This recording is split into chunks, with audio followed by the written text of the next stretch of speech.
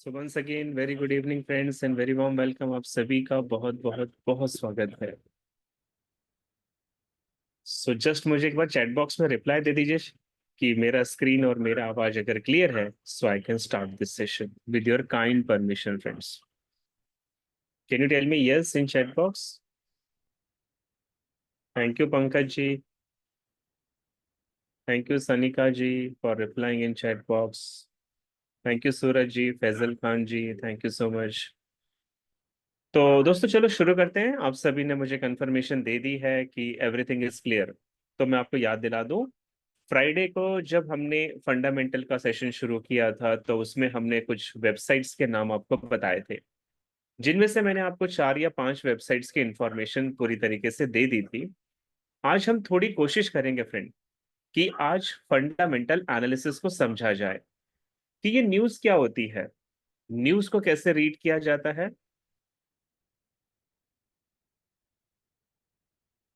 News को कैसे read किया जाता है, और सबसे इंपॉर्टेंट चीज फ्रेंड, न्यूज ट्रेडिंग की स्ट्रैटेजी क्या है। तो आज का जो सेशन होगा ये specially fundamental analysis based session होने वाला है।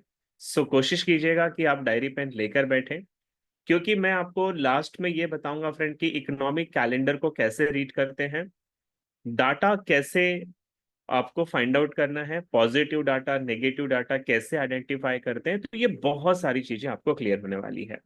ओके, आपने मुझे परमिशन दे दी है सेशन को स्टार्ट करना। सो कोशिश कीजिएगा कि सबसे पहले आपके स्क्रीन के ऊपर जो 8 मेजर सेंट्रल बैंक्स के नाम लिखे हैं फ्रेंड, ये नाम आपको नोट डाउन कर लेने चाहिए। फिर मैं आपको धीरे धीरे आगे सेशन की तरफ ले जाता हूं और यहाँ पे बहुत सारी चीजें आपको समझ में आएगी। तो कुल मिलाकर मैं यही कहता हूं कि आज का जो हमारा सेशन है ये इकोनॉमिक्स के ऊपर बेस है फ्रेंड। आज हम अर्थशास्त्र के बारे में पढ़ेंगे, आज हम फाइनेंशियल सेंट्रल बैंक के कैसे मैंडेट्स होते हैं, कैसे ड्यूटीज होती हैं, उनके बारे में सीखेंगे। क्योंकि as a forex trader fundamental को समझना इज मोस्ट एसेंशियल पार्ट है फ्रेंड। बिना इसके आप टेक्निकल से प्रॉफिट नहीं बना पाओगे। तो जब आप टेक्निकल और फंडामेंटल का कॉम्बिनेशन यूज करोगे तो आपकी विनिंग प्रोबेबिलिटी बहुत स्ट्रांग हो जाएगी। तो शुरू कर रहा हूं फ्रेंड। सेंट्रल बैंक्स, सबसे पहले मैं आपको बता दूं सेंट्रल बैंक किसे कहते हैं फ्रेंड। हर देश की एक अपनी प्राइम बैंक होती है। जैसे कि हम इंडिया से हैं तो इंडिया में रिजर्व बैंक ऑफ इंडिया इसकी सेंट्रल बैंक है। वैसे यूएस में फेडरल रिजर्व जो आपकी स्क्रीन पे लिखा है फ्रेंड, ये वहां की सेंट्रल बैंक है। जापान में बैंक ऑफ जापान, ये वहां की सेंट्रल बैंक है। यूके में बैंक ऑफ इंग्लैंड, ये यूके की सेंट्रल बैंक है फ्रेंड। यूरोप में यूरोपियन सेंट्रल बैंक, ये वहां की सेंट्रल बैंक है। स्विट्जरलैंड में स्विस नेशनल बैंक, ये उनकी सेंट्रल बैंक है। न्यूजीलैंड में RBNZ, reserve bank of New Zealand, ये वहां की सेंट्रल बैंक है। ऑस्ट्रेलिया में रिजर्व बैंक ऑफ ऑस्ट्रेलिया, और कनाडा में बैंक ऑफ कनाडा। तो सवाल ये आता है फ्रेंड कि मैं आपको इन सेंट्रल बैंक्स के नाम क्यों बता रहा हूं। इसके पीछे दो इंपॉर्टेंट रीजन है। पहला रीजन आप ध्यान से देखिएगा, हमने यहाँ पे केवल 8 सेंट्रल बैंक्स को ही लिया है और इनका नाम लिखा है 8 मेजर सेंट्रल बैंक। ये विश्व की सबसे बड़ी सेंट्रल बैंक मानी जाती है। रीजन क्या है फ्रेंड? क्योंकि ये जिस कंट्री से बिलोंग करती है, आप अगर ध्यान से देखें तो वो कंट्री सारी डेवलप्ड कंट्री है। पहला नाम यूएस से आता है फ्रेंड, यूएस एक डेवलप्ड कंट्री है। जापान डेवलप्ड है। UK, Europe, Switzerland, New Zealand, Australia and Canada, ये सारे डेवलप्ड कंट्री हैं, यानी कि विकसित देश हैं फ्रेंड। तो इन देशों की जो सेंट्रल बैंक्स होती हैं, इनकी द्वारा जो न्यूज आती है फ्रेंड, वो एज अ फॉरेक्स ट्रेडर हमारे लिए इंपॉर्टेंट हो जाती है। वैसे अगर मेरा ज्योग्राफिकल नॉलेज जो कहता है फ्रेंड, पूरे विश्व में, पूरे वर्ल्ड में 196 टू 198 कंट्रीज हैं, तो हमें ये इतने सारे कंट्रीज के सेंट्रल बैंक को फॉलो नहीं करना है। हमें जो फॉलो करना है एज अ फॉरेक्स ट्रेडर, आपके स्क्रीन पे जो सेंट्रल बैंक्स हैं, केवल इनकी न्यूज को आपको फॉलो करना है। ओके, तो अब चलते हैं फ्रेंड्स, समझने की कोशिश करते हैं कि इन सेंट्रल बैंक के इंपॉर्टेंट ड्यूटीज क्या हैं, इनके मैंडेट्स क्या है। सेंट्रल बैंक का सबसे पहला काम है अपने कंट्री में प्राइस को स्टेबल रखना। पहला काम क्या है? Price stability. अब आप देखिए फ्रेंड, ये कौन सी प्राइस है? तो ये प्राइस है जो हम जैसे ग्राहक बाजार से सामान खरीदते हैं या फिर हम कोई सेवाएं लेते हैं, तो इसे कहते हैं गुड्स एंड सर्विसेज। तो सेंट्रल बैंक का सबसे पहला काम है कि अपने कंट्री में गुड्स एंड सर्विसेज के जो प्राइस है, जो कीमतें हैं फ्रेंड, उनको स्टेबल रखना है। तो ये इनके मैंडेट में आता है, ये इनके काम में आता है। अब मैं आपको आगे ये भी बताऊंगा कि ये प्राइस को स्टेबल रखने के लिए क्या करते हैं, ठीक है? जैसे अभी एक एग्जांपल देता हूं फ्रेंड।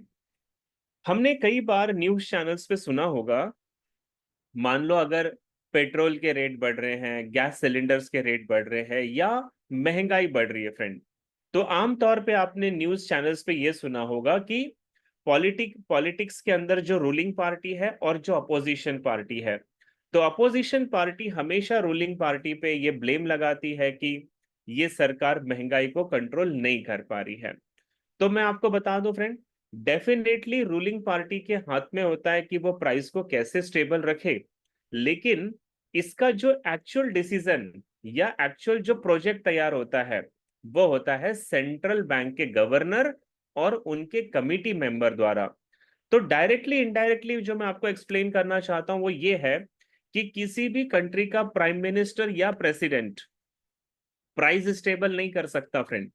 उसे स्टेबल करने के लिए सेंट्रल बैंक के गवर्नर और उनके जो कमिटी मेंबर्स होते हैं, ये प्रोजेक्ट तैयार करते हैं जिससे देश में या तो महंगाई आती है, या वस्तुओं के दाम कम होते हैं, या प्राइस स्टेबल रहता है फ्रेंड। तो पहली ड्यूटी सेंट्रल बैंक की है कि अपने कंट्री में गुड्स एंड सर्विसेज के रेट को स्टेबल करना। इनका दूसरा सबसे इंपॉर्टेंट काम है इन्फ्लेशन रेट टारगेट। इन्फ्लेशन का मतलब होता है महंगाई, और रेट का मतलब होता है महंगाई दर, यानी परसेंटेज ऑफ इन्फ्लेशन। जैसे अगर हम इंडिया की बात करें फ्रेंड, तो इंडिया का जो इन्फ्लेशन रेट है वो तकरीबन 7 to 8% के आसपास है। लेकिन मैंने जो आपको अभी मेजर सेंट्रल बैंक्स के बारे में बताया, यानी कि डेवलप कंट्री, इनके जो इन्फ्लेशन रेट होते हैं फ्रेंड, वो 2% यानी कि 2% से लेकर मैक्स टू मैक्स 5% के बीच में है। अब आप देखिएगा कि इन्फ्लेशन को कंट्रोल करने के लिए सेंट्रल बैंक के पास कुछ टूल्स होते हैं जिनके बारे में हम अभी आगे डिस्कशन करेंगे। तो इन्फ्लेशन रेट को कंट्रोल क्यों करना है फ्रेंड, ये सेंट्रल बैंक के हाथ में क्यों आता है, और इसका फॉरेक्स ट्रेडिंग से क्या रिलेशन है, वो भी आप समझना। अगर किसी देश में महंगाई बढ़ती है फ्रेंड, तो आप अनुमान लगाइएगा कि उस देश का जो एक्सपोर्ट होता है वो ऑटोमेटिकली कम हो जाएगा। मान लीजिए कि इंडिया किसी कंट्री को एक्सपोर्ट करता है गुड्स, लेकिन इंडिया के अंदर अगर महंगाई बढ़ जाएगी फ्रेंड, गुड्स एंड सर्विसेज के रेट बढ़ जाएंगे, तो जो कंट्री इंडिया से सामान खरीद रही है वो ये इंडिया से सामान नहीं खरीदेगी क्योंकि उसे महंगा मिलेगा, तो वो किसी और कंट्री से इंपोर्ट करना शुरू कर देगी और इंडिया के साथ वो बिजनेस बंद कर देगी। तो इससे भी करेंसी स्ट्रांग एंड वीक होती है, और एज अ फॉरेक्स ट्रेडर हमें पता होना चाहिए कि कौन सी करेंसी इन्फ्लेशन का शिकार हो रही है और कौन सी करेंसी इससे बची है। ओके, तो यानी कि अपने देश में महंगाई के रेशो को कंट्रोल करना ये भी सेंट्रल बैंक की ड्यूटी है, और इसीलिए आपको जो 8 मेजर सेंट्रल बैंक्स बताए हैं इनके बारे में इंफॉर्मेशन होनी चाहिए। नंबर 3 देखना फ्रेंड, नंबर 3 काम है सेंट्रल बैंक का, वो है एम्प्लॉयमेंट रेट। एम्प्लॉयमेंट यानी रोजगार, और रेट का मतलब होता है रोजगार दर। तो मैं आपको ये भी बता दूं फ्रेंड, जितने भी डेवलपिंग कंट्री हैं, यानी कि जो विकासशील देश हैं, जैसे कि इंडिया डेवलपिंग कंट्री है, इंडिया, फ्रांस, ब्राजील, अफ्रीका, ये ऐसे देश हैं फ्रेंड जो अभी डेवलपिंग कंट्री हैं, ये डेवलप्ड नहीं है। तो इन देशों में अगर कोई बेरोजगार होता है, तो सरकार को इससे कोई लेना देना नहीं है। हाँ, सरकार चिंता जरूर व्यक्त करती है, रोजगार के अवसर जरूर बनाती है, लेकिन सरकारों को, मतलब जो डेवलपिंग कंट्री है, इन देश की जो गवर्नमेंट्स होती है, इन्हें बेरोजगारों को किसी भी प्रकार का कॉम्पनसेशन नहीं देना पड़ता, किसी भी प्रकार का बेरोजगारी भत्ता नहीं देना पड़ता। लेकिन अभी जो मैंने आपको 8 सेंट्रल बैंक्स के नाम बताए जो कि डेवलप्ड कंट्री के हैं, अगर इन देशों में बेरोजगारी बढ़ती है फ्रेंड, तो हर एक बेरोजगार को सरकार को पर मंथ बेरोजगारी भत्ता देना पड़ता है, अनएम्प्लॉयमेंट क्लेम देने पड़ते हैं। और अगर इन देशों में बेरोजगारी बढ़ती है फ्रेंड, तो सरकार के ट्रेजरी पे, सरकार के राजकोष पे इसका डायरेक्टली इंपैक्ट पड़ता है। तो अगर उस देश में बेरोजगारी बढ़ेगी तो उनकी करेंसी की वैल्यू डाउन होती है, और अगर उस देश में एम्प्लॉयमेंट रेट बढ़ेगा तो उनकी करेंसी की वैल्यू बढ़ती है फ्रेंड। इसीलिए एम्प्लॉयमेंट रेट जो है ये भी सेंट्रल बैंक के मैंडेट्स में आता है। इनका चौथा इंपॉर्टेंट काम है friend, exchange rate policy. Exchange rate policy का मतलब होता है इंपोर्ट और एक्सपोर्ट। तो अगर कोई कंट्री ज्यादा सामान खरीद रही है, इंपोर्ट कर रही है, और उसका एक्सपोर्ट कम है फ्रेंड, तो ये उस कंट्री के लिए अच्छी न्यूज नहीं होती है। इससे उनकी करेंसी डेप्रिशिएट होती है। और सेंट्रल बैंक के जो गवर्नर हैं या उनके जो कमिटी मेंबर्स हैं, इन्हें इंपोर्ट और एक्सपोर्ट की पॉलिसी डिजाइन करनी पड़ती है, ताकि वो अपने देश से ज्यादा सामान बाहर बेचें, जिसकी वजह से विदेशी करेंसी अपने देश में आए। इससे देश स्ट्रांग होता है, इकोनॉमी स्ट्रांग होती है। लेकिन अगर कोई कंट्री सामान ज्यादा खरीद रही है, यानी कि इंपोर्ट कर रही है ज्यादा, और उसका एक्सपोर्ट कम है, तो इसका मतलब है उस देश की करेंसी बाहर के देशों में जा रही है, जो उस इकोनॉमी को कमजोर करती है, वीक करती है। तो ये कुछ इंपॉर्टेंट रूल्स हैं जो सेंट्रल बैंक को कंप्लीट करने पड़ते हैं, सेंट्रल बैंक को इस पे काम करना पड़ता है। तो अब अगर आपने डायरी पेन लिया है फ्रेंड, तो आप नोट कीजिएगा, अभी तक जो मैंने बताया उसका कंक्लूजन क्या है, उसका मतलब क्या है। उसका मतलब है, if the economy is too strong, central bank needs to step in to prevent hyper inflation. यानी कि अगर किसी देश की अर्थव्यवस्था बहुत अच्छा काम कर रही है, बहुत अच्छा स्ट्रांग है, तो इसका मतलब है फ्रेंड, उस देश में हर एक व्यक्ति के पास नौकरियां हैं, लोगों की जेब में सैलरी आएगी। सैलरी आएगी तो वो सैलरी को बाजार में खर्च करेंगे, खर्च करेंगे तो गुड्स एंड सर्विसेज की डिमांड बढ़ेगी। डिमांड बढ़ेगी तो रिटेल दुकानदारों की सेल बढ़ेगी। रिटेल दुकानदारों की सेल बढ़ेगी तो मैन्युफैक्चरिंग बढ़ जाएगी फ्रेंड। मैन्युफैक्चरिंग बढ़ेगा तो रॉ मटेरियल्स की डिमांड बढ़ेगी। रॉ मटेरियल एंड मैन्युफैक्चरिंग बढ़ेगा तो ट्रांसपोर्टिंग बढ़ेगा। यानी कि कुल मिलाकर अगर आप देखो तो सब कुछ इंटरकनेक्टेड है।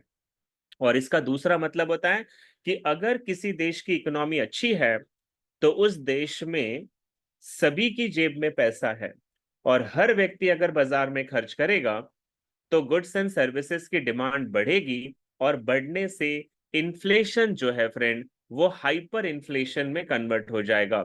यानी कि महंगाई जो है वो बढ़ने लगेगी, और वो अति महंगाई में कन्वर्ट हो जाएगी। तो सेंट्रल बैंक क्या करती है, अगर इकोनॉमी स्ट्रांग है और सेंट्रल बैंक को लगता है कि महंगाई कंट्रोल से बाहर जा रही है, तो वो कुछ स्टेप्स लेती है इस महंगाई को कंट्रोल करने के लिए। ये क्या स्टेप्स है फ्रेंड, मैं आपको आगे एक्सप्लेन करूंगा। दूसरी चीज ये भी देखना कि if the economy is too weak, central bank need to step in to prevent recession. Recession का मतलब होता है आर्थिक मंदी।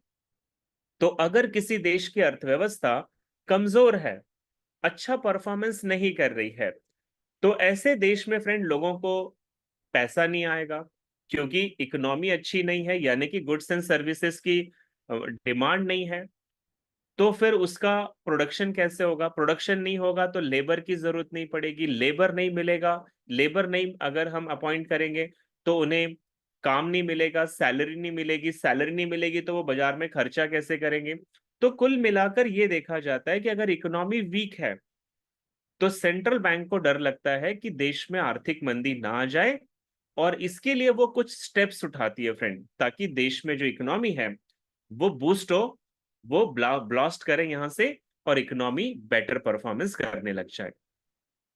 तो देखो, मैंने आपको नोट करने के लिए एक बात कही थी, और वो बात क्या थी, इकोनॉमी अगर स्ट्रांग है तो सेंट्रल बैंक कुछ ना कुछ करेगी, और इकोनॉमी अगर वीक है तो भी सेंट्रल बैंक कुछ ना कुछ हस्तक्षेप बीच में जरूर करेगी। तो वो क्या करेगी फ्रेंड, आइए समझते हैं।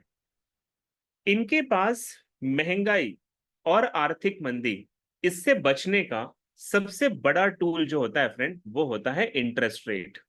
अब ये कौन से इंटरेस्ट रेट है, ये वो इंटरेस्ट रेट है जो हम लोन लेते हैं बैंक से, उसके ऊपर लगने वाला इंटरेस्ट जो है, उससे ये महंगाई और आर्थिक मंदी से लड़ते हैं। कैसे? ध्यान से समझना। Interest rate raise it to control inflation and curb over spending. यानी कि अगर किसी देश की इकोनॉमी बहुत अच्छा काम कर रही है, जैसा मैंने आपको बताया कि हर आदमी के पास नौकरी है, हर आदमी के जेब में पैसा है, हर आदमी बाजार में खर्च करेगा, तो महंगाई बढ़ने के चांसेस होते हैं। तो ऐसे में सेंट्रल बैंक क्या करती है? बैंकों के लोन रेट बढ़ा देती है फ्रेंड। फिर वो कोई सा भी लोन हो, वो बिजनेस लोन है, मैरिज लोन है, एजुकेशन लोन है, या पर्सनल लोन है, कोई भी लोन है, वो लोन के इंटरेस्ट रेट बढ़ा देती है। इससे क्या होता है? इससे लोग लोन लेना कम कर देते हैं। लोग जैसे ही लोन लेना कम करेंगे फ्रेंड, तो उनकी जेब में जो पैसे होते हैं पब्लिक के, वो अपने पैसों को रोक लेते हैं, क्योंकि आगे से लोन महंगा हो गया। तो एक तो क्या होता है, लोन महंगा होने से लोग लोन नहीं लेते हैं, जिसकी वजह से बाजार में करेंसी नहीं आती है। प्लस लोन महंगे होने से वो अपने पैसों को रोक लेते हैं, तो वो बाजार में खर्च नहीं करते। इससे क्या होता है? ओवर स्पेंडिंग जो हो रही है लोगों की, वो बच जाती है, लोग खर्च कम करते हैं, और इन्फ्लेशन जो है वो कंट्रोल में आने लगता है। दूसरा काम ये होता है friend, lower it to encourage spending and bolster economy. तो अगर किसी देश की बैंक इंटरेस्ट रेट को कम कर रही है, तो इसका सीधा मतलब है उस देश की इकोनॉमी पुअर है, इकोनॉमी वीक है, और वो इंटरेस्ट रेट इसलिए कम कर रही है ताकि ज्यादा से ज्यादा लोग लोन लें। लोन लेंगे तो मार्केट में पैसा आएगा, पैसा आएगा तो गुड्स एंड सर्विसेज की डिमांड होगी, डिमांड होगी तो रिटेल सेल्स बढ़ेंगे, रिटेल सेल्स बढ़ेगा तो मैन्युफैक्चरिंग बढ़ेगा, ट्रांसपोर्टिंग बढ़ेगा, रॉ मटेरियल बढ़ेगा, और इकोनॉमी बूस्ट हो जाती है।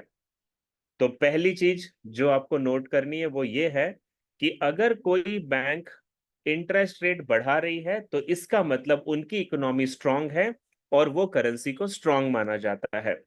और अगर कोई बैंक इंटरेस्ट रेट कम कर रही है, तो इसका मतलब होता है उनकी इकोनॉमी पुअर है, और वो इंटरेस्ट रेट इसलिए कम कर रही है ताकि लोग ज्यादा से ज्यादा लोन लें और इकोनॉमी को बूस्ट किया जा सके।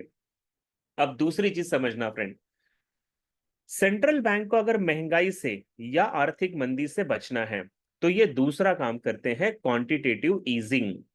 क्वांटिटेटिव ईजिंग का मतलब होता है implement QE to pump money into the economy. अगर मैं सरल भाषा में कहूं, तो नोट छापना, प्रिंटिंग मनी।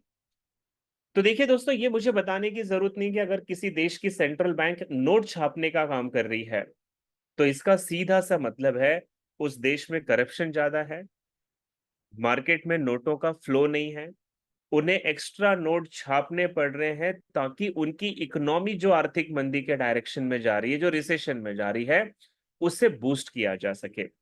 तो दूसरा आपको सबसे इंपॉर्टेंट पॉइंट ये ध्यान रखना है कि अगर आपको इकोनॉमिक कैलेंडर पे ये मिल जाए, क्वांटिटेटिव ईजिंग यानी क्यूई प्रोग्राम, तो समझ जाना वो करेंसी वीक होने वाली है, कमजोर होने वाली है। मैं आपको लास्ट में कंक्लूजन बताऊंगा फ्रेंड, हर न्यूज को कैसे देखना है, बट अभी आप पहले इकोनॉमी को समझिएगा। इनके पास तीसरा टूल होता है महंगाई से और रिसेशन से बचने का, वो है लैंग्वेज। लैंग्वेज का मतलब होता है भाषा, और भाषा का मतलब होता है भाषण। तो सेंट्रल बैंक के जो गवर्नर्स होते हैं फ्रेंड, या फिर इनके जो कमेटी मेंबर्स होते हैं, ये क्या करते हैं, पूरे अपने कंट्री के डाटा कलेक्ट करते हैं मार्केट के, और डाटा कलेक्ट करके वो स्टडी करके अपनी स्पीच देते हैं। ये स्पीच कहाँ होती है? ये होती है प्रेस कॉन्फ्रेंस में। अब इनकी स्पीच डॉविश है या हॉकिश है, ये कौन से टोन में बात कर रहे हैं फ्रेंड, उस टोन से भी करेंसी स्ट्रॉन्ग एंड वीक होती है। तो डॉविश एंड हॉकिश क्या? डॉविश का मतलब होता है नेगेटिव भाषण, और हॉकिश का मतलब होता है पॉजिटिव भाषण।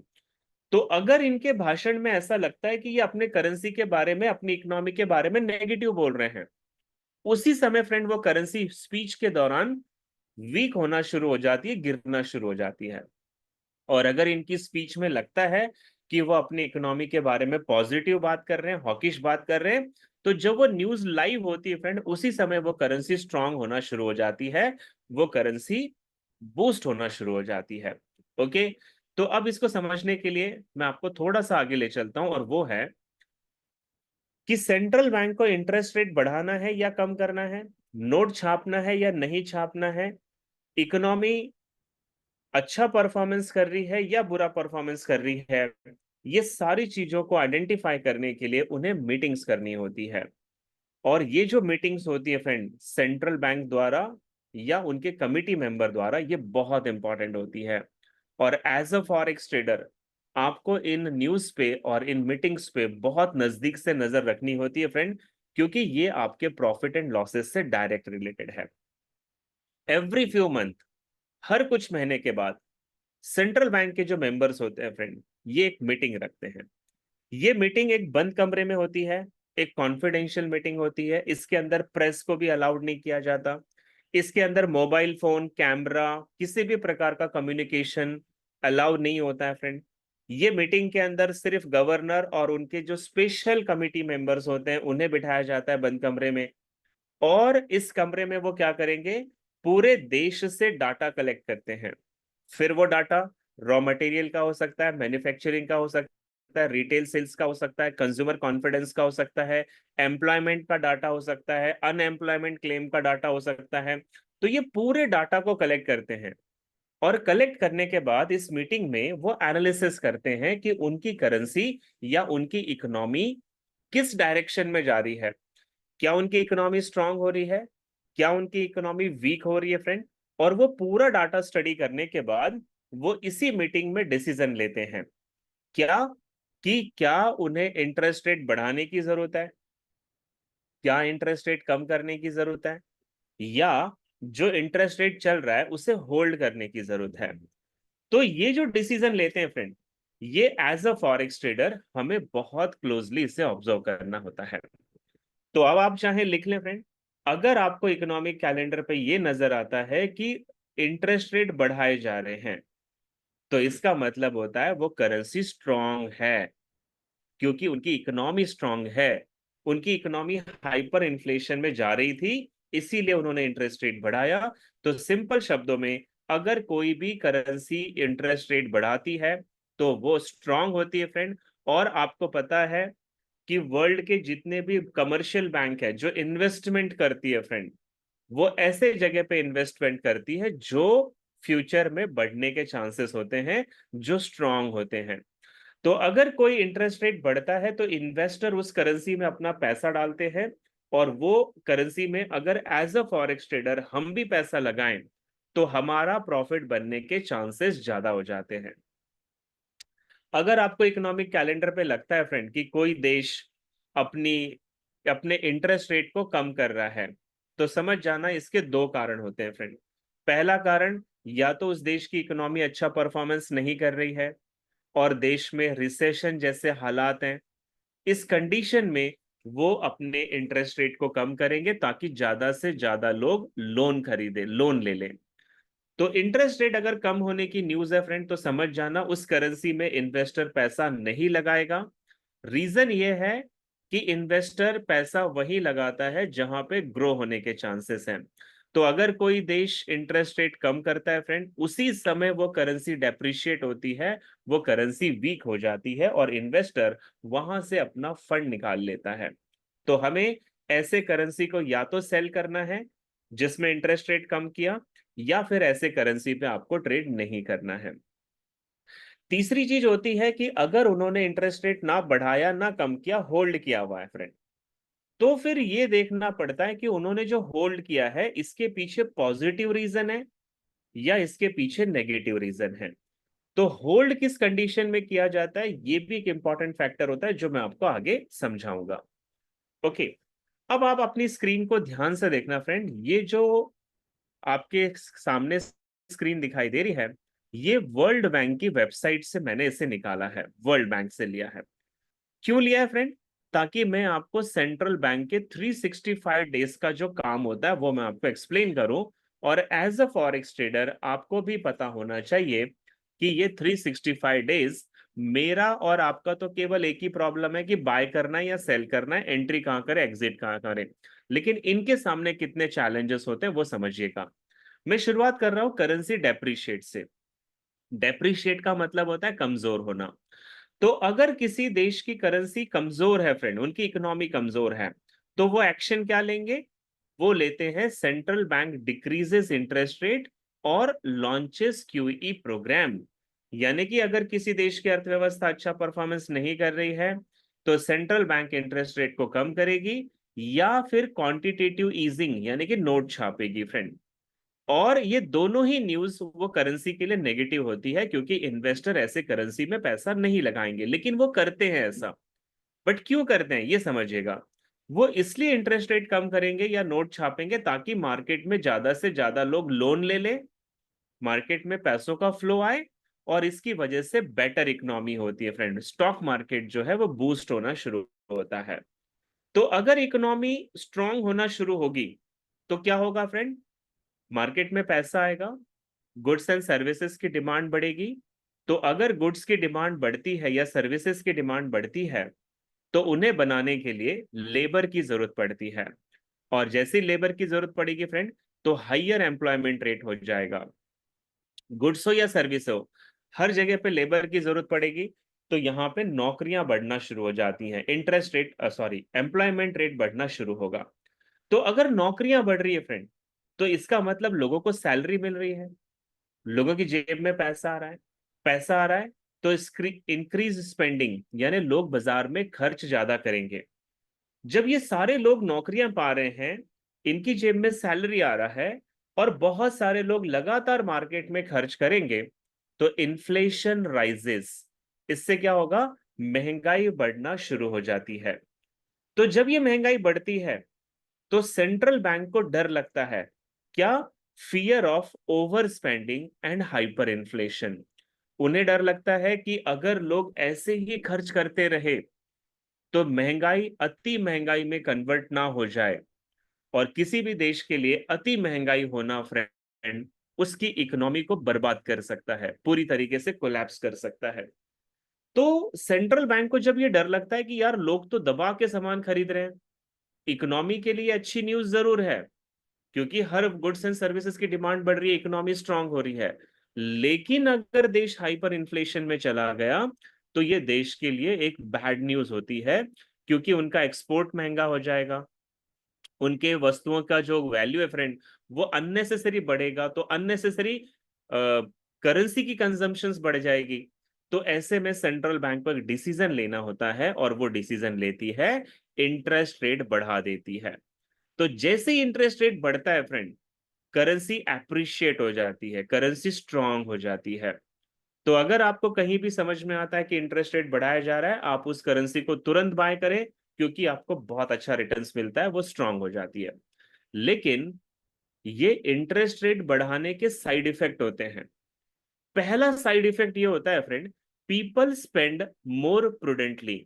यानी कि जैसे बैंकों के इंटरेस्ट रेट बढ़ते हैं तो लोग लोन लेना बंद कर देते हैं।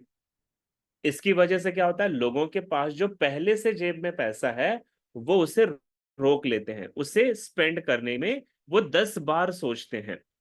इससे क्या होता है कि लोगों के हाथ पे ब्रेक लग जाता है, तो मार्केट में पैसों का फ्लो कम होना शुरू होता है। और इसका दूसरा भी रीजन है फ्रेंड कि अगर इंटरेस्ट रेट बढ़ते हैं करेंसी स्ट्रांग जरूर होती है लेकिन ऐसा करने से एक्सपोर्ट जो है वो महंगा हो जाता है। मैं आपको एग्जांपल देके समझाता हूं कैसे। फॉर एग्जांपल, इंडिया अगर मान लो अमेरिका से कुछ सामान खरीदता है, इंपोर्ट करता है। मान लीजिए इंडिया हर महीने $1 लाख का इंपोर्ट करता है। लेकिन अगर उनका यानी कि यूनाइटेड स्टेट डॉलर की वैल्यू बढ़ जाती है तो पहले जो सामान $1 लाख का आता था अब हो सकता है कि $1,10,000 देने पड़े इंडिया को। तो इंडिया क्या चाहेगा, वो $10,000 एक्स्ट्रा देना चाहेगा या फिर वो उसी सामान को $1 लाख में किसी और कंट्री से अगर मिलेगा तो वो उसे वहां से खरीद लेगा, वो अपने ज्यादा पैसा स्पेंड क्यों करेगा।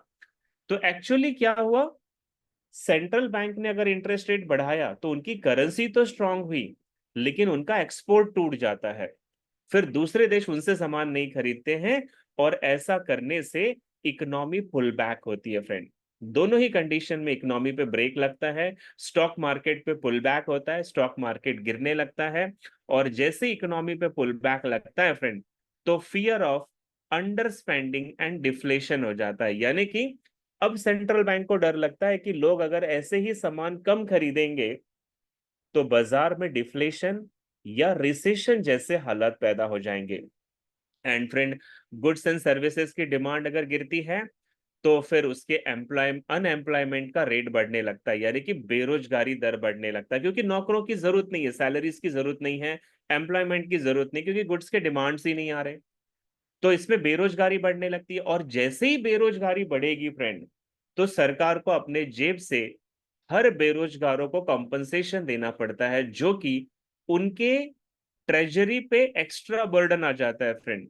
और इस कारण से करेंसी डेप्रिशिएट होती है, वीक होती है। तो मैंने इन शॉर्ट आपको एक्सप्लेन करने की कोशिश की कि हमारा और आपका तो दो ही प्रॉब्लम है, बाय सेल और एंट्री एग्जिट। लेकिन सेंट्रल बैंक का देखिए कितना प्रॉब्लम है। अगर इकोनॉमी अच्छा परफॉर्मेंस कर रही है तो इनको अति महंगाई का डर लगता है, फिर इंटरेस्ट रेट बढ़ा देते हैं। अगर इकोनॉमी अच्छा परफॉर्मेंस नहीं कर रही है तो इनको रिसेशन का डर लगता है, इंटरेस्ट रेट कम कर देते हैं। और आपको बता दो फ्रेंड, 365 डे ये अपनी इकोनॉमी को स्टेबल रखने के लिए हर बार कुछ ना कुछ करते रहते हैं। और वो क्या करते हैं फ्रेंड? वो करते हैं मार्केट में इनका बैलेंस बनाने के लिए, इंटरेस्ट रेट हो, कंज्यूमर कॉन्फिडेंस हो, रिटेल सेल्स हो, मैन्युफैक्चरिंग इंडेक्स हो, ये न्यूज इनकी बराबर आती रहती है। और एज अ फॉरेक्स ट्रेडर हमें इन्हें बहुत नजदीक से ऑब्जर्व करना पड़ता है। तो अभी तक मैंने जो आपको बताया फ्रेंड, इसका कंक्लूजन क्या निकलता है? कंक्लूजन सिर्फ इतना है कि इकोनॉमी अगर पुअर परफॉर्मेंस कर रही है, बैड परफॉर्मेंस कर रही है, तो सेंट्रल बैंक इंटरेस्ट रेट बढ़ाएगी या फिर नोट छापने का काम करेगी। और ये दोनों ही नेगेटिव काम है, इससे करेंसी वीक होती है। और दूसरा ये समझ में आया फ्रेंड कि अगर कोई सेंट्रल बैंक मतलब कोई इकोनॉमी अच्छा परफॉर्मेंस कर रही है, गुड है, स्ट्रांग है, तो फिर वहां पे हाइपर इन्फ्लेशन होता है, और उससे बचने के लिए वो इंटरेस्ट रेट बढ़ाती है। या एक्सरसाइज टाइटनिंग। एक्सरसाइज टाइटनिंग का मतलब होता है कुछ ऐसे प्रोजेक्ट लॉन्च करती है जिससे लोग कम खर्च करें, और इससे करेंसी एप्रिशिएट होती है। तो यहां तक फ्रेंड मैंने आपको इकोनॉमी समझाने की कोशिश की। अब ध्यान देना, आपके जो स्क्रीन पे जो न्यूज आपको दिखाई दे रही, जो मैंने इकोनॉमिक इंडिकेटर्स लिखे हैं फ्रेंड, ये फॉरेक्स की सबसे बड़ी खबरें हैं। ये खबरें आपको जरूर नोट डाउन कर लेना चाहिए। और आपको बेसिकली जो न्यूज नजदीक ऑब्जर्व करना है, क्लोजली ऑब्जर्व करना है, वो आपकी स्क्रीन पे दिया है। इनके अलावा आप किसी भी खबर को ध्यान ना दें, आपको कोई फर्क नहीं पड़ेगा। लेकिन हाँ, इन खबरों को अगर आपने अवॉइड किया, इस पे ध्यान नहीं दिया फ्रेंड, तो मच मोर चांसेस है कि आप इस मार्केट में लॉस कर जाओगे। तो इकोनॉमिक इंडिकेटर का मतलब होता है इकोनॉमिक बड़ी जो न्यूज होती है, उनके नाम आपके स्क्रीन पे लिखे हैं। तो लेफ्ट साइड में आप देखो लेबर डाटा है, और राइट साइड में इन्फ्लेशन डाटा है। तो पहले मैं बात करूंगा लेबर डाटा पे। लेबर डाटा का मतलब होता है फ्रेंड नौकरियों से संबंधित बड़ी खबरें। और इसमें सबसे पहली खबर आप देख रहे हो, जो आपको दिखाई दे रही है, non farm payroll. In short इसे एनएफपी कहते हैं फ्रेंड। और ये खबर आप चाहो तो लिख लीजिए, मैं आपको बता दूं, ये खबर हर महीने आती है। ये यूनाइटेड स्टेट डॉलर में मिलेगी। एवरी फर्स्ट फ्राइडे को ये न्यूज आती है, और इंडियन टाइम के हिसाब से शाम को 6 बजे न्यूज आती है।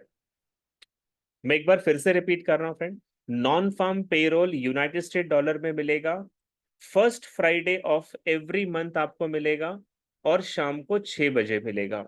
अब ये क्या खबर है ये समझिएगा। नॉन फार्म पेरोल में पिछले महीने की तुलना इस महीने कितने नए लोगों को नौकरियां मिली फ्रेंड, इसका ये डाटा होता है। तो जब मैं आपको इकोनॉमिक कैलेंडर पे ले जाऊंगा तो वहां पे हम 3 कॉलम देखेंगे। एक कॉलम प्रीवियस होता है, एक फोरकास्ट होता है, एक एक्चुअल होता है। तो प्रीवियस का मतलब है पिछले महीने का डाटा है। तो एज अ फॉरेक्स ट्रेडर हमें पिछले महीने के डाटा से कोई लेना देना नहीं। हमें देना है सिर्फ दो इंपॉर्टेंट डाटा देखना है, एक फोरकास्ट और एक एक्चुअल। फोरकास्ट का मतलब होता है फ्रेंड, ये जो सेंट्रल बैंक होती है ये पहले से ही अनुमान लगाती है कि हम इतना डाटा रिलीज करेंगे, मतलब ये टारगेट होगा, तो वो फोरकास्ट में पहले ही लिखा मिल जाएगा। और न्यूज आने के बाद एक्चुअल का डाटा आता है, जो मैं आपको अभी थोड़ी देर में एक्सप्लेन करूंगा इकोनॉमिक कैलेंडर पे। अब आप ध्यान से समझना फ्रेंड, नॉन फार्म पेरोल ये जो न्यूज है, इसे फॉरेक्स का फेस्टिवल भी कहते हैं। फॉरेक्स फेस्टिवल क्यों? क्योंकि ये फॉरेक्स की सबसे बड़ी खबर होती है। इस दिन फ्रेंड मार्केट हो सकता है 100 पिप्स से लेकर कभी कभी ये 300 और 400 पिप्स का मूवमेंट 5 से 10 मिनट में करता है। तो ऐसे में अगर आपको एनएफपी के बारे में नहीं पता फ्रेंड, आपको पता ही नहीं शाम को न्यूज है, आपको पता ही नहीं वो न्यूज पॉजिटिव है या नेगेटिव है, तो ये आपके पिछले कई ट्रेड्स के प्रॉफिट को जीरो कर सकता है। ओके, तो मैं आपको एक्सप्लेन करूंगा एनएफपी को कैसे देखना है। दूसरा खबर है फ्रेंड, अनएम्प्लॉयमेंट क्लेम। ये जो न्यूज देख रहे हो आप, अनएम्प्लॉयमेंट क्लेम, ये वीकली न्यूज है। ये एवरी थर्सडे आती है, यूनाइटेड स्टेट डॉलर में आएगी, और शाम को इंडियन टाइम के हिसाब से शाम को 6 बजे आती है। अनएम्प्लॉयमेंट क्लेम का मतलब होता है बेरोजगारों का क्लेम, यानी कि एप्लीकेशन। तो इसमें फ्रेंड ये देखा जाता है कि पिछले हफ्ते कितने नए एप्लीकेशंस आए हैं अनएम्प्लॉयमेंट के। अगर ये एप्लीकेशन बढ़कर आते हैं फ्रेंड, तो इसका मतलब सरकार की ट्रेजरी पे इसका लोड पड़ेगा। और एप्लीकेशन अगर बढ़ते हैं तो ये उस करेंसी के लिए नेगेटिव न्यूज होती है। एप्लीकेशन अगर फोरकास्ट से कम आते हैं फ्रेंड, तो ये पॉजिटिव न्यूज होती है। तो ये भी मैं आपको इकोनॉमिक कैलेंडर पे दिखाऊंगा। तीसरा इंपॉर्टेंट जो न्यूज आपको देखना है वो है अनएम्प्लॉयमेंट रेट, यानी बेरोजगारी दर, बेरोजगारी प्रतिशत। तो ये जो होता है फ्रेंड, ये मंथली डाटा है।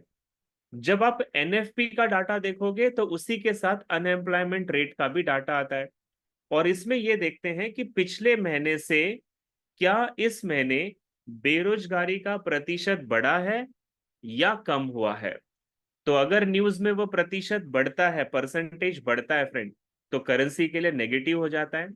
और अगर वो अनएम्प्लॉयमेंट रेट कम होता है तो करेंसी के लिए पॉजिटिव न्यूज होती है। चौथी न्यूज है क्लेमेंट काउंट चेंज। ये क्या है फ्रेंड? ये है क्लेमेंट यानी क्लेम करा हुआ, इनके काउंटिंग में क्या चेंजेस हुए हैं। तो ये जो एवरी थर्सडे डाटा आता है, इसका मंथली कंक्लूजन होता है क्लेमेंट काउंट चेंज। इसमें यह चेक किया जाता है कि पिछले महीने से इस महीने क्लेम करने वालों की काउंटिंग बढ़ी है तो ये नेगेटिव है, और अगर कम हुई है तो ये पॉजिटिव है। ओके, तो ये चार बड़ी खबरें हैं फ्रेंड, जो कि लेबर मार्केट से है, और एज अ फॉरेक्स ट्रेडर हमें इसे बहुत ध्यान से समझना होगा। राइट साइड में आ जाते हैं इन्फ्लेशन डाटा। इन्फ्लेशन यानी महंगाई से संबंधित डाटा क्या है। तो इसमें फ्रेंड्स सबसे पहली न्यूज आप देख रहे हो जिसे कहते हैं सीपीआई। सीपीआई का मतलब होता है कंज्यूमर प्राइस इंडेक्स। कंज्यूमर यानी ग्राहक, और प्राइस इंडेक्स यानी कि ये मंथली डाटा होता है फ्रेंड, और ये हर करेंसी में आपको मिलेगा, इंक्लूडिंग यूनाइटेड स्टेट डॉलर। ये एवरी जो 8 बैंक आपने देखे, 8 करेंसी देखे, सभी में मिलेगा। ये भी फ्रेंड सीपीआई का डाटा भी बहुत इंपॉर्टेंट होता है। जैसे नॉन फार्म पेरोल एक बड़ा डाटा है, वैसे सीपीआई भी बड़ा डाटा है। इसमें यह देखा जाता है कि पिछले महीने ग्राहकों ने जितना सामान खरीदा था, क्या इस महीने ग्राहकों ने उससे ज्यादा सामान खरीदा। अगर ये सीपीआई का डाटा पिछले महीने से स्ट्रांग आता है फ्रेंड, या फोरकास्ट से ज्यादा आता है, तो इसका सीधा मतलब है ग्राहकों की जेब में पैसा है, लोगों के पास नौकरियां हैं, इकोनॉमी अच्छा परफॉर्मेंस कर रही है, इसीलिए सीपीआई का डाटा बढ़कर आया है। तो अगर सीपीआई का डाटा फोरकास्ट से बड़ा आता है फ्रेंड, तो उसी समय मार्केट स्ट्रांग होता है करेंसी का। और अगर सीपीआई का डाटा वीक होता है, तो इसका मतलब इकोनॉमी बुरा परफॉर्मेंस कर रही है। ओके, तो सीपीआई का डाटा भी बहुत इंपॉर्टेंट है। दूसरा डाटा है मैन्युफैक्चरिंग इंडेक्स। ये जो डाटा है फ्रेंड, ये भी मंथली डाटा है, और ये आपको हर करेंसी में देखने को मिलेगा एवरी मंथ।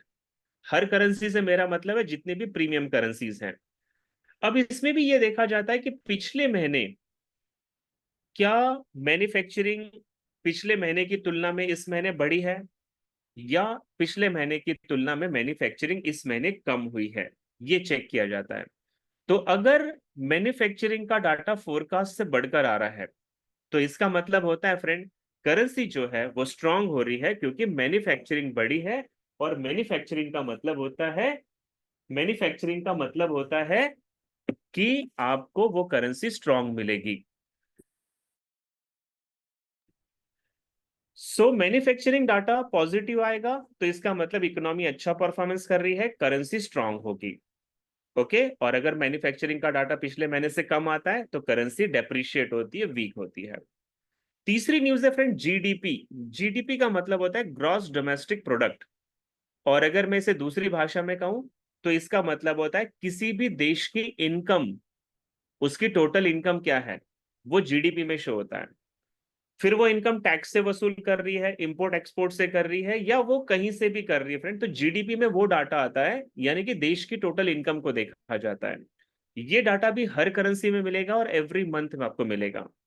इसमें यह देखना पड़ता है कि इन्होंने जो फोरकास्ट किया उससे अगर एक्चुअल का डाटा स्ट्रांग आता है, बड़ा आता है, तो इसका मतलब देश की इनकम बड़ी है, और देश की इनकम बढ़ती है यानी कि एक पॉजिटिव न्यूज है, तो वो करेंसी स्ट्रांग होगी।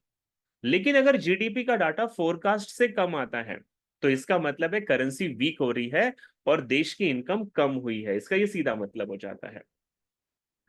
चौथा इंपॉर्टेंट न्यूज है फ्रेंड इंटरेस्ट रेट, जो मैंने अभी थोड़ी देर पहले आपको बहुत डिटेल में एक्सप्लेन किया कि इंटरेस्ट रेट अगर बढ़ेगा तो करेंसी स्ट्रांग, कम होगा तो करेंसी वीक, और अगर स्टेबल रहेगा तो फिर ये देखना पड़ेगा कि वो स्टेबल है तो वो पॉजिटिव रीजन से है या नेगेटिव रीजन से है, उससे करेंसी एप्रिशिएट और डेप्रिशिएट होती है।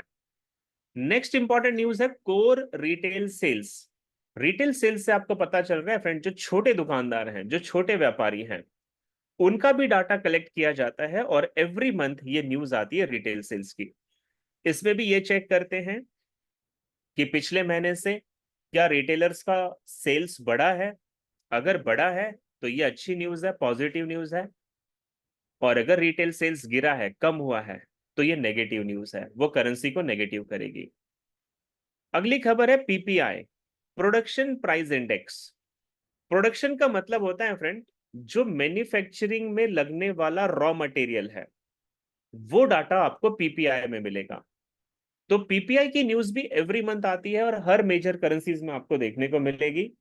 इसमें भी आपको ये ध्यान रखना है कि पीपीआई का डाटा अगर फोरकास्ट से बड़ा आ रहा है तो इसका मतलब रॉ मटेरियल्स की डिमांड बढ़ी है और इससे करेंसी स्ट्रांग होती है, और अगर पीपीआई का डाटा फोरकास्ट से कम आ रहा है इसका मतलब रॉ मटेरियल्स की डिमांड कम हुई है और ये नेगेटिव न्यूज होती है।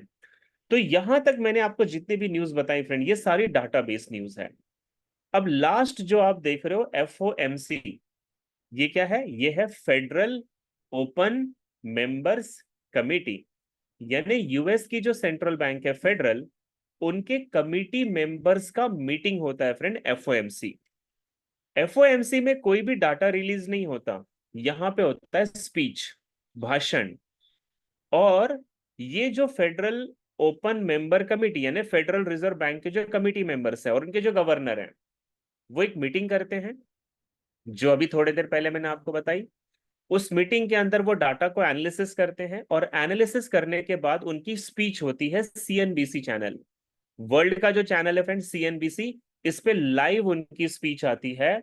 और जो वर्ल्ड के बड़े बड़े इन्वेस्टर्स है या जो ट्रेडर्स हैं फ्रेंड, वो न्यूज को लाइव सुनते हैं।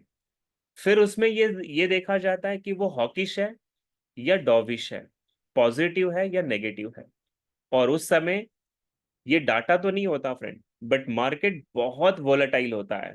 अगर उन्होंने नेगेटिव बात की है स्पीच में तो उसी समय करेंसी नेगेटिव होती है, और अगर उन्होंने पॉजिटिव बात की है तो करेंसी पॉजिटिव होती है।